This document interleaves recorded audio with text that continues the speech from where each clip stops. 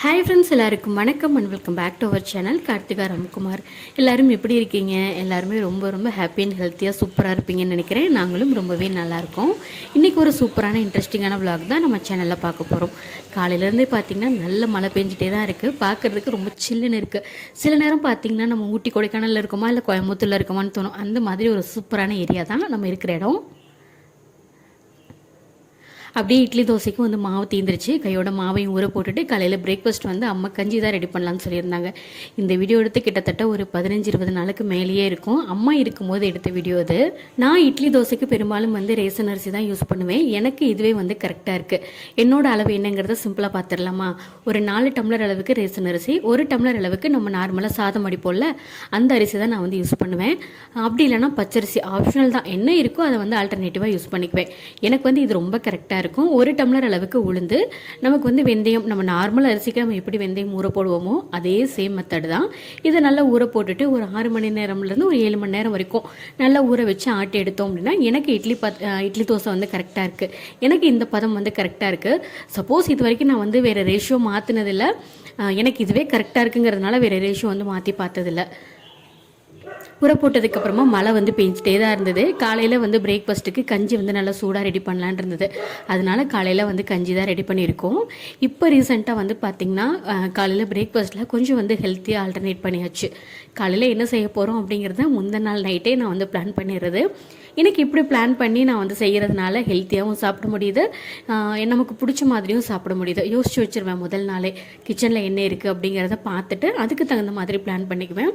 Mostly millets தான் வந்து அதிகமாக இருக்கும்.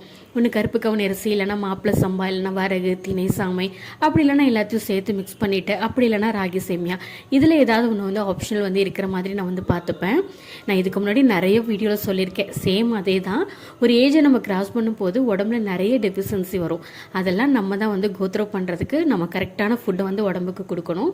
அப்படி இல்லைனா உடம்பு வந்து நம்மளை செம்மையாக வச்சு செஞ்சிடும். இது நான் வந்து ரீசெண்டாக கஷ்டப்பட்டதுனால நான் வந்து சொல்கிறேன். கஞ்சி வந்து சிம்பிளாக தான் அம்மா செஞ்சுருந்தாங்க. எப்படின்னு பார்த்துடலாமா? குக்கர் வச்சுட்டு கொஞ்சமாக ரவை சேர்த்துக்கலாம். ஒரு 2 ஸ்பூன் அளவுக்கு ரவையை வந்து நல்லா ரோஸ்ட் பண்ணிவிட்டு, ரவை வந்து கொஞ்சம் திக்னஸ் கொடுக்கறதுக்காக அந்த வந்து டேஸ்ட் வந்து ரொம்ப சூப்பராக இருக்கும். பாசிப்பருப்பு வந்து ஒரு 2 ஸ்பூன் அளவுக்கு சேர்த்துக்கிறாங்க. அதையும் நல்லா ட்ரை ரோஸ்ட் பண்ணிவிட்டு நம்ம கழுவி க்ளீன் பண்ணி வச்சுருக்க அந்த அரிசியும் சேர்த்துட்டு நல்லா ஒரு 3லேருந்து 4 விசில் விட்டோம் அப்படின்னா கஞ்சி சூப்பராக ரெடி ஆயிரும். ரொம்ப சிம்பிள் மெத்தட் தான். பட் அம்மா வந்து தாளித்து கொட்டியிருக்காங்க. வெங்காயம், பச்சை மிளகாய், கொஞ்சம் கடலைப்பருப்பு இதெல்லாம் சேர்த்து தாளித்து கொட்டியிருக்காங்க. ரொம்ப நல்லா இருந்தது. இந்த மாதிரி சாப்பிடும்போது நமக்குமே வந்து ஒரு ஃபில்லிங்காக இருக்கும். ஏன்னா நார்மலாக மில்லட்டில் வந்து பார்த்திங்கன்னா புரோட்டீன், ஃபைபர் வந்து அதிகம். அதனால் நமக்கு நார்மலாக வெள்ளரிசியை கம்பேர் பண்ணும்போது நமக்கு வந்து மில்லட்டில் வந்து நிறைய பெனிஃபிட் இருக்குது. பட் நம்ம யோசிக்கலாம் ஒரு விஷயம், மில்லட்லாம் வாங்குறதுக்கு நிறைய காசு தேவைப்படுமே அப்படின்னு. கரெக்டு தான். இப்போ இருக்க சுச்சுவேஷனில் நம்ம யோசிக்கிறது 100% கரெக்டு தான். பட் ஆனால் ஒரு இடத்துல வந்து நம்ம ஹாஸ்பிட்டலுக்கு போய் நம்ம செலவு பண்ணி தான் ஆகும். அது வந்து சுகராக இருக்கட்டும், இல்லை பிபியாக இருக்கட்டும், இல்லை இன்னும் க்யூர் பண்ண முடியாத நோய்கள் நிறைய இருக்குது. அதை நான் சொல்லி பயமுறுத்த விரும்பலை. அந்த மாதிரி ஒரு பிரச்சனை வரும்போது நம்ம ஹாஸ்பிட்டலில் கொண்டு போய் கொடுக்க தான் போகிறோம். என்ன வந்தாலும் பரவாயில்ல, நான் வீட்டிலே இருந்துக்கிறோம் அப்படின்னு நினைப்போமா? அப்படிலாம் கிடையாது இல்லையா?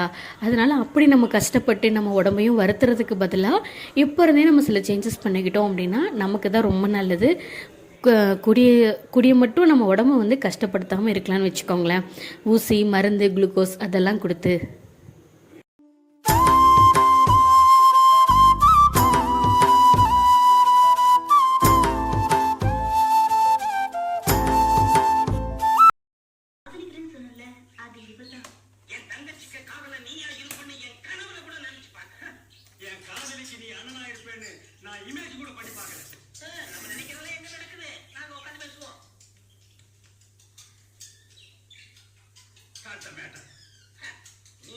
அன்றைக்கி அம்மா வந்து ஹாஸ்பிட்டலுக்கு ஒரு செக்கப் கூட்டிகிட்டு போக வேண்டியது இருந்தது.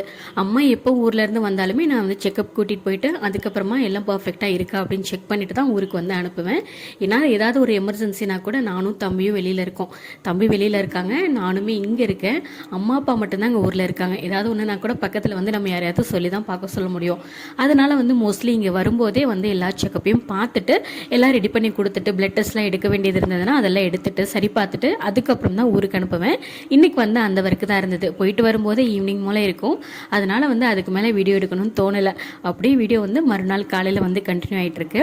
காலையில் வந்து கொஞ்சம் வந்து வெயில் இருக்கிற மாதிரி இருந்தது. காலையில் வந்து கொஞ்சம் இந்த பட்டை கிராம்பெல்லாம் அப்பப்போ நான் வந்து வெயிலில் வச்சு தான் எடுத்து வச்சுக்குவேன்.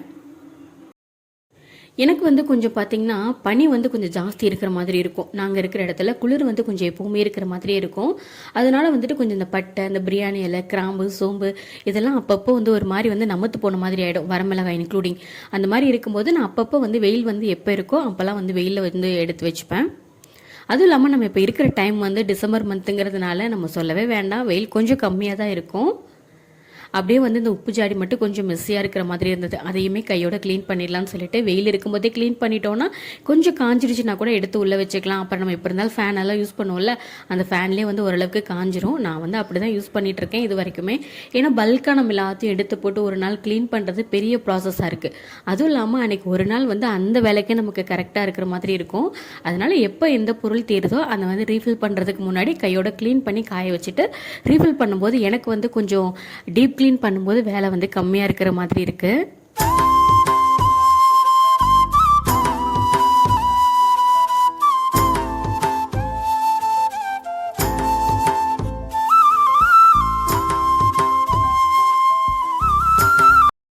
இப்போ ரீசெண்டாக வந்து கொஞ்சம் ஹெல்த் இஷ்யூ வந்ததுன்னு சொன்னேன் இல்லையா, அதில் வந்து ஒன் ஆஃப் த மெயின் வந்து அல்சர். இப்போ தான் அல்சரோட ஸ்டார்டிங் ஸ்டேஜ். கொஞ்சம் வந்து ஃபுட் கண்ட்ரோலில் இருங்க, அது நார்மல் ஆயிரும்னு சொன்னாங்க. அதனால் வந்துட்டு கொஞ்சம் ஃபுட்டெல்லாம் வந்து கண்ட்ரோல் பண்ணியாச்சு. காரம், புளி, உப்பு இதெல்லாம் இது மூணுமே வந்து ஓரளவுக்கு நல்லா கம்ப்ளீட் பண்ணிட்டேன். எனக்கு வந்து ஒரு 1 மந்த்லேயே வந்து கொஞ்சம் நார்மல் ஆகிற மாதிரி ஆயிடுச்சு. ஸோ கொஞ்சம் வந்து நார்மல் ஆகிட்டு அதுக்கப்புறமா கொஞ்சம் கொஞ்சமாக காரம் வந்து சேர்க்கறதுக்கு ஸ்டார்ட் பண்ணேன். இப்போ எனக்கு ரொம்பவே நல்லாயிருக்கு. அதனால குழம்பு வந்து பார்த்திங்கன்னா எனக்கு தனியாக, அம்மாவுக்கும் ஹஸ்பண்டுக்கும் தனியாக அந்த மாதிரி தான் அம்மா ரெடி பண்ணியிருந்தாங்க. ஏன்னா எனக்கு வந்து சுத்தமாக காரமே போடலை. மிளகு, சோம்பு, சீரகம் மட்டும்தான் காரத்துக்கு சேர்த்துக்கிட்டாங்க. பட் நமக்கு சாப்பிட்ற மாதிரி அவங்களும் சாப்பிடுவாங்களா? சாப்பிடுவாங்க, இல்லைன்னு இல்லை. பட் அவங்க வந்து பாவம் இல்லை, நமக்காக அவங்களும் சேர்த்து ஏதோ டேஸ்ட்டே இல்லாமல் சாப்பிட்ற மாதிரி தோணும்ல. அதனால வந்து அவங்க வந்து கொஞ்சம் நல்லா செஞ்சுக்கிட்டோன்னு சொல்லிட்டு அந்த மாதிரி அம்மா செஞ்சுட்டு இருந்தாங்க. இன்றைக்கி மெயின் வந்து டாக்டர் சொன்னது, சிக்கன் வந்து கொஞ்சம் அதிகமாக எடுத்துக்காதீங்க. அப்படி எடுத்துக்கணும் அப்படின்னா நாட்டுக்கோழி வந்து ப்ரிஃபர் பண்ணிக்கோங்க அப்படின்னு சொன்னாங்க. பட் நமக்கு வந்து எதுக்கு தேவையில்லாத ரிஸ்க்கு? அதனால வந்து இந்த டைமில் நம்ம வந்து கொஞ்சம் மட்டன், ஈரல், குடல் இந்த மாதிரியே நம்ம எடுத்துக்கலாம் அப்படின்னு சொல்லிட்டு இன்றைக்கி ஹஸ்பண்ட் குடல் தான் எடுத்துகிட்டு வந்துருந்தாங்க. கரெக்டாக அந்த டைமில் மீஷோலேருந்து வால் ஸ்டிக்கருமே ஆர்டர் போட்டது ரிட்டன் வந்திருந்தது, ரிசீவ் ஆகிருந்தது. அதையும் வந்து கையோட ப்ளேஸ் பண்ணியாச்சு. ஒரு ஈவினிங் போல் இருக்கும். ஈவினிங்லேருந்து நைட்டுக்குள்ளே சூப்பராக ப்ளேஸ் பண்ணியாச்சு. பார்க்குறதுக்கு ஃபஸ்ட்டு இருந்ததை விட இப்போ வந்து கிச்சன் வந்து நல்லா ராயலாக இருக்கிற மாதிரி எனக்கு தோணுது. நம்ம வந்து கவர்மெண்ட் குவார்ட்டர்ஸில் தான் இருக்கோம். நமக்கு பிடிச்ச மாதிரி எல்லா விஷயத்தையுமே மாற்ற முடியாது. ஆனால் இருக்கிற வரைக்கும் நமக்கு பிடிச்ச மாதிரி ஓரளவுக்கு நம்ம பார்த்தோன்னா தானே நமக்கு வந்து பார்க்குறதுக்கு ஒரு மைண்ட்ஃபுல்லாக இருக்கிற மாதிரி எனக்கு தோணும். அதனால் வந்துட்டு சின்ன சின்ன பட்ஜெட்டில் வந்து எனக்கு பிடிச்ச மாதிரி கிச்சன் வந்து டெக்கார் பண்ணிட்டு இருக்கேன். இந்த ஃபியூச்சரில் என்ன பண்ணுறேன் அப்படிங்கிறத நான் வந்து அப்டேட் பண்ணுறேன். இப்போ சிம்பிளாக குடல் குழம்பு எப்படி வைக்கிறதுன்னு பார்த்துடலாமா? குடல் வந்து அம்மா தனியாக குக்கரில் உப்பு, மஞ்சள் தூள் மட்டும், இஞ்சி பூண்டு பேஸ்ட்டு இது மட்டும் போட்டு தனியாக ஒரு 10 விசில் விட்டு எடுத்து வச்சுருக்காங்க. இதில் ஒரு பெரிய டாஸ்க் என்னன்னு பார்த்தீங்கன்னா குடல் வந்து க்ளீன் பண்ணுறது தான். தலை வலின்னு வச்சுக்கோங்களேன். கொஞ்சம் வந்து இந்த பொறுமை இல்லாதவங்களாம் க்ளீன் பண்ணிட்டாங்கன்னா முடிஞ்சது. அதுவே நம்மளை வந்து செம்மையாக வந்து டென்ஷனாக்கி வேடிக்கை பார்த்துருவோம், அந்த மாதிரி இருக்கும். பட் அம்மா வந்து நல்ல பொறுமையாக நிதானமாக க்ளீன் பண்ணிட்டாங்க. எனக்கு வந்து கொஞ்சம் தண்ணி இழுத்து குடித்தா நல்லாதுன்னு சொல்லிட்டு அம்மா எனக்கு தனியாக வந்து காரம் வந்து சேர்க்காம இஞ்சி பூண்டு உப்பு மஞ்சள் தூள் மட்டும் சேர்த்துட்டு ஒரு 10 விசில் விட்டு அந்த தண்ணியை வந்து நான் வந்து எடுத்து குடிச்சுக்கிட்டேன். அம்மா வந்து குழம்பு வைக்கும் போதே பார்த்திங்கன்னா எனக்கு தனியாக அவங்களுக்கு தனியாக தான் வச்சுக்கிட்டாங்க. ஸோ எனக்கு வந்து அந்த பாத்திரத்தில் அம்மாவுக்கும் ஹஸ்பண்டுக்கும் இப்போ ரெடி பண்ணிட்டு இருக்காங்க. அஸ் யூஷுவல் எப்பவும் போல தான். இதோட ரெசிபி பார்த்திங்கன்னா யூடியூப்லேயே நிறைய கிடைக்கும். பட் இன்றைக்கி வந்து கொஞ்சம் அம்மா கடகடன்னு செஞ்சாங்க. அதனால் எனக்கு டீட்டெயிலாக சொல்கிறதுக்கும் இல்லை. ஒரு விஷயம் நான் வந்து இந்த இடத்துல ஷேர் பண்ணணும் அப்படின்னு நினைக்கிறேன். அது பர்சனலாக இருக்குமா என்னென்னு தெரியல. ரெசிபி மட்டும் அப்படி பார்த்துக்கோங்க. நான் எப்படி என்ன சொல்ல வந்தேன் அப்படிங்கிறதையும் நான் வந்து சொல்லி முடிச்சிடுறேன். நான் வந்து இப்போல்லாம் வந்து பார்த்திங்கன்னா கொஞ்சம் வந்து ஹேபிட்ஸ் எல்லாம் மாற்றிட்டேன். யூடியூப்பில் நிறைய தேவையில்லாத விஷயங்கள் பார்க்குறத காட்டிலும் பிரயோஜனமாக ஏதாவது நிறைய மோட்டிவேஷ்னல் விளாக் வந்து பார்க்குறதுக்கு ஸ்டார்ட் பண்ணியிருக்கேன். விளாக் மீன் அந்த மோட்டிவேஷ்னல் ஸ்பீச் வந்து நிறையா கொடுத்துருப்பாங்க பார்த்திங்களா, அந்த மாதிரி. அதில் ஒரு விஷயம் வந்து ஒரு பிரதர் சொல்லியிருந்தாங்க, முயற்சியும் பயிற்சியும் கூட சில நேரத்தில் நம்மளை வந்து வெற்றிக்கு வந்து கூட்டிகிட்டு போகாதான். ஆனால் செல்ஃப் டிசிப்ளின் அப்படிங்கிறது கண்டிப்பாக நமக்கு வந்து வெற்றியை தான் கொடுக்கும் அப்படிங்கிற மாதிரி சொல்லியிருந்தாங்க. பட் அது வந்து 100% கரெக்டு. இந்த வீடியோவை இப்போ நான் வாய்ஸ் ஓவர் கொடுக்குற டைமில் வந்து பார்த்திங்கன்னா சில விஷயங்களை நான் வந்து மாற்றிட்டேன். எப்படின்னா இப்போ டூ டூ லிஸ்ட் வந்து போட்டுறேன். காலையிலே இருந்து பார்த்திங்கன்னா காலையில் எந்திரிச்சதுமே பெட் அரேஞ்ச் பண்ணுறதுலேருந்து ஈவினிங் நான் எவ்வளோ கலரி நான் அன்றைக்கி ஃபுல்லாக நான் சாப்பிட்ணும், என்னோட உடம்புக்கு எவ்வளோ கலரி தேவை, எவ்வளோ கலரி நான் பேர்ன் பண்ணியிருக்கணும், என்னோட பர்சனல் விஷயங்கள் என்னென்ன நான் பண்ணியிருக்கணும், இது எல்லாமே ஒரு டூ டூ லிஸ்ட்டாக போட்டிருப்பேன். மிஞ்சி ஒரு அதிகபட்சம் வந்து ஒரு 13 விஷயம் வந்து வரும்னு பார்த்துக்கோங்களேன். இதில் மினிமம் ஒரு 10வது வந்து கம்ப்ளீட் பண்ணணும் அப்படின்னு நினைக்கிறேன். இந்த மாதிரி நான் பண்ணுறதில்ல எனக்கு வந்து ஒரு என்ன பெனிஃபிட்னு வந்து பார்த்திங்கன்னா, தேவையில்லாமல் வந்து மைண்ட் வந்து வேறு விஷயத்தில் நான் ஃபோக்கஸ் பண்ண விடுறதில்ல. என்ன நானே கண்ட்ரோலாக வச்சுக்கிறேன். அதே மாதிரி பிஸியாக வச்சுக்கிறேன். பிஸியாக வச்சுக்கிட்டோம் அப்படின்னாலே மைண்டு வந்து வேறு விஷயத்தில் கண்டிப்பாக போகாது. இதை இப்போ நான் ரீசெண்டாக அனுபவபூர்வமாக உணர்ந்து சொல்கிறேன். இந்த டாஸ்க்கை அதே மாதிரி ஒவ்வொரு விஷயத்தையும் நான் முடிக்க வந்து பார்த்திங்கன்னா அந்த டூ டூ லிஸ்ட்டில் போட்டுகிட்டே வருவேன். ஆனால் நான் இந்த டூ டூ லிஸ்ட் போடுறது எப்படிங்கிறது நிறைய பேர் வந்து இதனால் ஒரு சக்ஸஸ்ஃபுல் கண்டென்ட் அப்படின்னு சொல்லிட்டு ஒருத்தவங்க கொடுத்துருந்தாங்க. அதில் நான் பார்த்துருந்ததில் அவங்க மெயினாக சொன்னது வந்து இந்த டூ டூ லிஸ்ட் வந்து நீங்கள் டெய்லியும் போட்டுக்கோங்க, அது வீட்டு வேலையாக இருந்தால் கூட சரி அப்படின்னு சொல்லிட்டு. பட் அது வந்து 100% வந்து நம்ம பிஸியாக வச்சுக்கிறதுக்கு கண்டிப்பாக ஹெல்ப் பண்ணும். நம்ம பிஸியாக இருந்துட்டோம் அப்படின்னா தேவையில்லாத விஷயங்களை நம்ம யோசிக்க மாட்டோம், அனாவசியமான விஷயங்களை பற்றி நம்ம பேசிக்கவும் மாட்டோம். நம்மளை வந்து பிஸியாக வச்சுட்டு நம்மளோட லைஃப்பில் அடுத்தடுத்த ஸ்டெப்புக்கு போகிறதுக்கு அது ரொம்பவே நமக்கு ஹெல்ப் பண்ணும். இது முக்கியமாக நம்மளை செல்ஃப் டிசிப்ளினுக்கு கொஞ்சம் வர்றதுக்கு நமக்கு வந்து ஹெல்ப் பண்ணும்.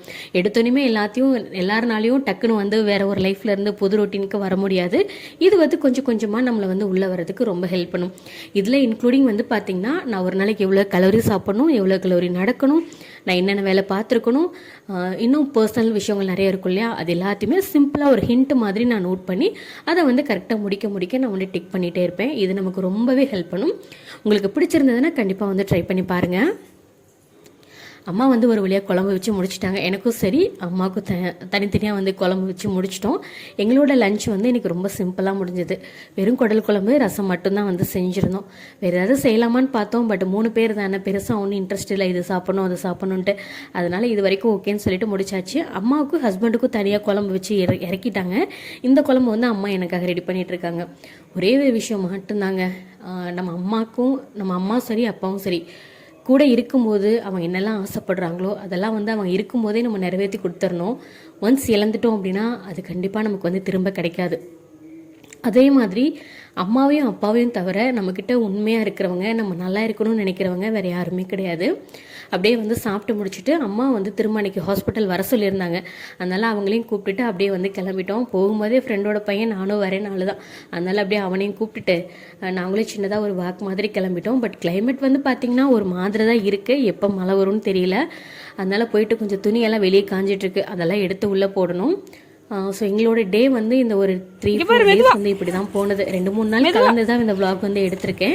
இந்த வீடியோ உங்களுக்கு கண்டிப்பாக பிடிச்சிருக்குன்னு நினைக்கிறேன். நான் பேசின விஷயங்கள் உங்களுக்கு ஏதாவது யூஸ்ஃபுல்லாக இருந்ததுன்னா ஒரே ஒரு லைக் மட்டும் கொடுங்க. இதே மாதிரி இன்ட்ரெஸ்டிங்கான ஒரு வீடியோவில் பேசலாம். தேங்க்ஸ் ஃபார் வாட்சிங். Bye Karthika Ramkumar. Thank you. Bye bye.